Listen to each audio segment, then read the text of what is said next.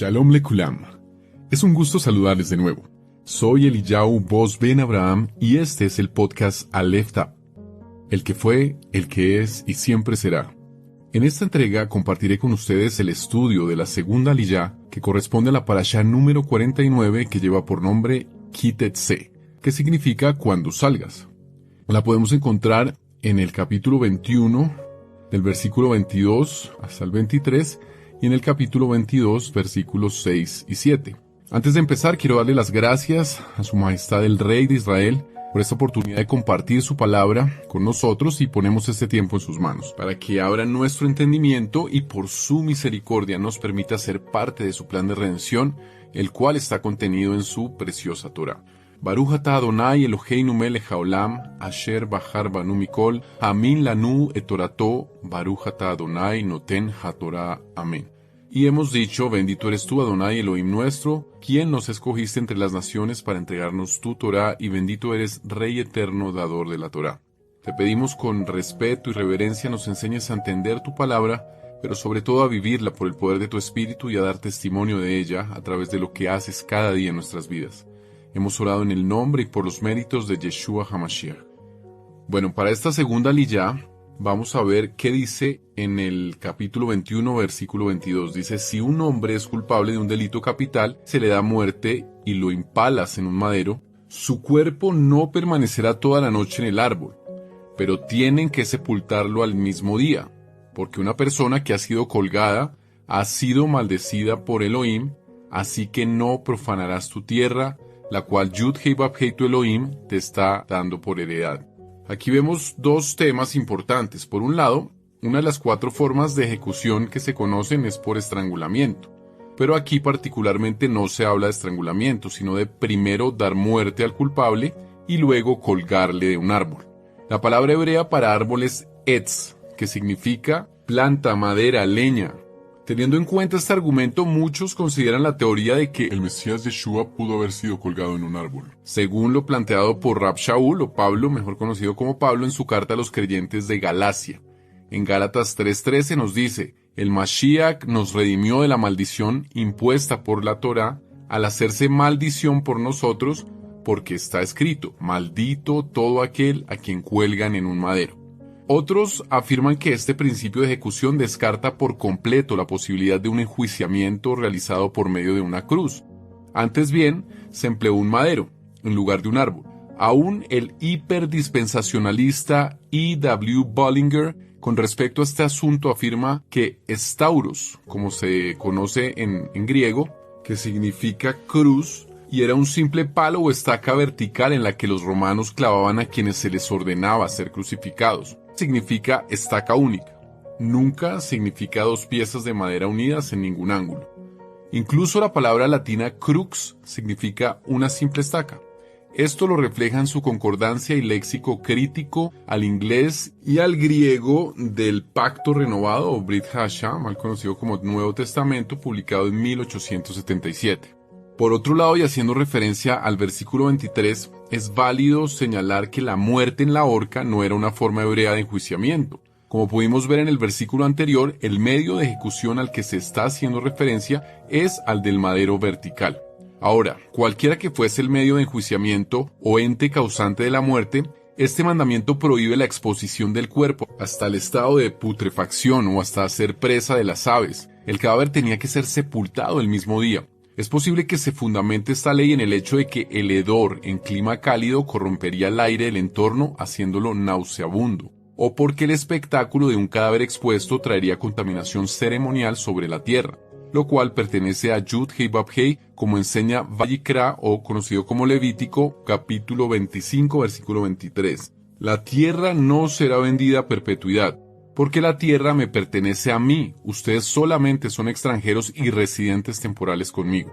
Como también se afirma en Bamidbar, números 35-34, donde dice, no profanarás la tierra en la cual vives y en la cual yo habito, porque yo, Yud-Hei Vав-Hei, habito entre los hijos de Israel. En el capítulo 22:1 dice, si ves extraviado el toro o la oveja de tu paisano, no lo ignores, debes regresárselo a tu paisano.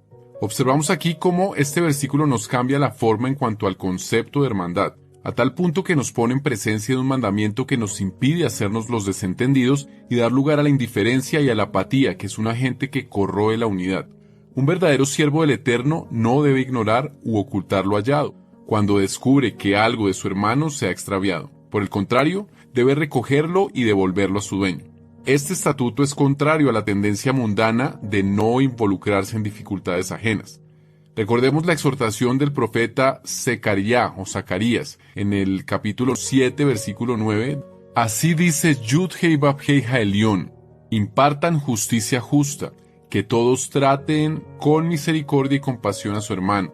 Es muy importante por ello no apropiarse de los bienes ajenos. Cualquier forma de apropiación de bienes ajenos es considerada un robo, incluso cuando se refiere al tiempo. Capítulo 22:2. Si tu paisano no vive cerca de ti o no sabes quién es, te lo llevarás para tu casa y permanecerá contigo hasta que tu paisano lo reclame. Entonces se lo devolverás. Pero si es un objeto que no produce o come, debe ser vendido. El dinero se guarda y luego lo entrega al dueño del objeto. Así, el que extravió el objeto no pierde nada si es un objeto que se deteriora con el tiempo. Capítulo 22:3 dice, debes hacer lo mismo con su asno, harás lo mismo con su vestido, y así también harás con cualquier cosa que pierda tu paisano y que tú la encuentres. Esto nos habla de que no debemos ser indiferentes. Un siervo del Eterno no debía ignorar el sufrimiento de un animal perdido, sino que debía cuidarlo hasta que se encontrara el dueño para efectuar así su devolución. La ley es semejante a Shemot o Éxodo 23:4-5, que nos recuerda que cuando encuentres el buey o el asno que se le había extraviado a tu enemigo, debes devolverse.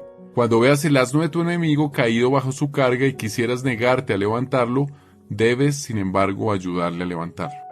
Aquí se entiende y se extiende el principio a toda propiedad perdida, sea animada o inanimada, como vimos en los versículos 1 y 11 del capítulo 15, también en el 12:18 y en Levítico o Vayikra 19:18. Este principio de cuidado y posterior devolución de pertenencias perdidas puede ser encontrado también en los países donde la Torá ha tenido influencia sobre la conciencia de la población, de modo que el nivel de honestidad sea alto. Por ejemplo, la policía sueca tiene una función de guardar objetos perdidos donde la gente puede entregar cosas que han encontrado por ahí. Si la persona que ha perdido algo no encuentra lo perdido, podrá ir a anunciarlo en la policía. En el caso de que se encuentre, se le devuelve al dueño. Es costumbre entregar un poco de dinero a la persona que encontró el objeto, como una remuneración por su honestidad y por el hecho de haberse molestado. Capítulo 22:5 dice, la mujer no debe ponerse ropa de hombre, ni el hombre debe usar vestidos de mujer, porque todo el que hace estas cosas es aborrecible para Yud-Hei Vav-Hei su Elohim. Esta ley prohíbe de forma categórica a un guardador de Torá el uso de prendas del sexo opuesto. La razón para esta prohibición se encuentra en el uso de la palabra abominación, que en hebreo es la palabra tzima, del Strong 2154. Esta palabra denota una condición de depravado, deshonesto, inicuo, inmundo y lujurioso. Esta palabra, por su significado, aparece diversas veces en el libro de Devarim, Deuteronomio, y se usa para describir todo lo que estaba asociado con el culto pagano de los cananeos. El Antiguo Pacto habla diversas veces de una ropa especial usada en el culto de los dioses cananeos, como lo vemos en Segunda de Reyes 10:22, donde se refiere a la vestidura usada en el culto a Baal, como un atuendo distintivo para esta función con cierto carácter asexual. Además, en Segunda de Reyes 23:7 se habla de las mujeres que hacían tejidos para los varones consagrados a la prostitución ritual en el culto de Ashera, la diosa de la fertilidad en la religión de los cananeos. En el culto de Ashera, los hombres y mujeres que se dedicaban a la prostitución ritual usaban las mismas vestimentas como identificación de su dedicación a la diosa de la fertilidad, con el firme propósito de que el pueblo santo no fuese tras estas prácticas que promueven el transvestismo, que borran las distinciones de la naturaleza produciendo blandura y afeminación en el hombre, inmodestia y descaro en la mujer, como también liviandad e hipocresía en ambos. Yud-Hei Vav-Hei no solo los prohíbe, sino que los clasifica como detestables, como está escrito en Romillim, Romanos 1:26-27. Por esto Yud-Hei Vav-Hei los ha entregado a pasiones degradantes, de tal modo que sus mujeres cambian las relaciones sexuales naturales por las que van en contra de su naturaleza. Y asimismo los hombres, dejando las relaciones naturales con el sexo opuesto, se queman con pasión el uno por el otro, hombres cometiendo actos vergonzosos con otros hombres y recibiendo en su propio cuerpo el castigo apropiado a sus perversiones. En el capítulo 22, versículos 6 al 7, si por el camino te encuentras un nido de pájaros, en algún árbol o en el suelo, con pichoncitos o huevos, y la madre echada sobre los pichoncitos o sobre los huevos, no cojas la madre con sus hijos. Deja ir a la madre y coge solo los hijos, para que te vaya bien y tengas una larga vida. La Torá promete larga vida al que no trata a los animales con crueldad. La crueldad acorta nuestras vidas. El Eterno nos creó para expresar compasión hacia los animales débiles y para con las criaturas que son frágiles. La naturaleza nos enseña que si somos duros con el trato con ella, vamos a salir perdiendo. Si no riegas tus plantas, se mueren.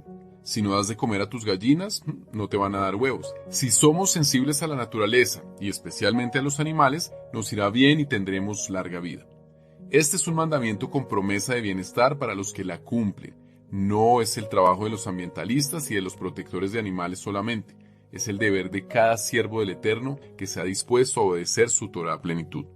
Toda Rabá, Abacadosh, por este tiempo en Ejad que nos permites compartir, que nos permites discernir, escudriñar en esta hermosa aliyá, donde vemos 3 aspectos importantísimos para meditar en ellos, como son el hecho de que tú, siendo Elohim, siendo el Eterno, no estimaste en absoluto ser ese Dios perfecto, ese Rey soberano para hacerte maldición por nuestro pecado y asimismo cumplir la Torá en esa entrega, en ese sacrificio precioso para que pudiéramos ser libres, para que pudiéramos ser redimidos de toda esa maldad que simplemente hacía que tu juicio y tu sentencia consecuente con nuestros delitos y pecados. Pero gracias, Rey soberano, porque en el Mashiach Yeshua podemos tener esa convicción de redención, de que tu plan está por encima de cualquier fundamento humano y que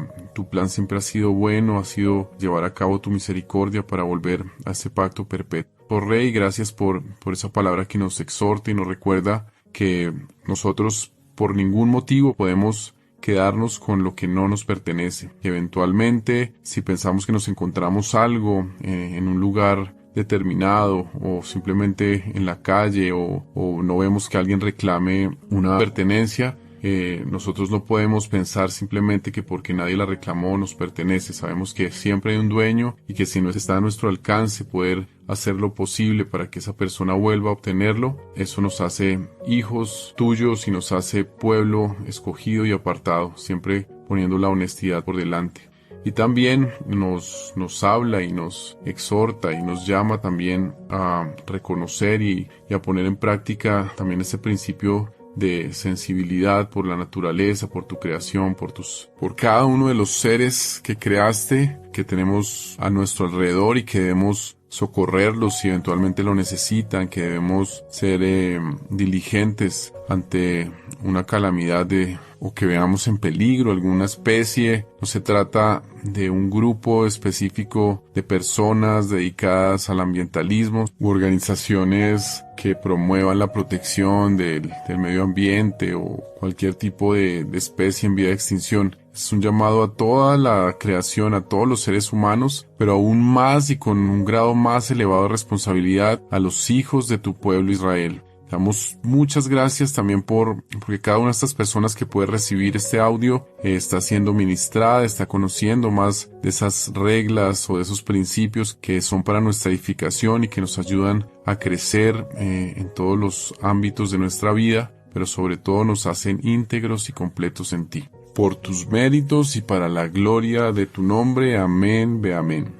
Gracias por acompañarnos en el estudio de esta segunda aliyá de la Parashá Ki Tetzé. Oramos para que el Hakadosh Baruj Hu nos conceda un nuevo espacio y así seguir con estos estudios que son alimento diario y elevación para nuestro espíritu. Todo esto en el conocimiento de lo que el soberano ha establecido por su voluntad de siempre para siempre y para dar fruto abundante como él mismo lo promete en el Salmo 1. Shalom, shalom, amados. Nos vemos en un próximo episodio de Aleph Tap, el que fue, el que es y siempre será.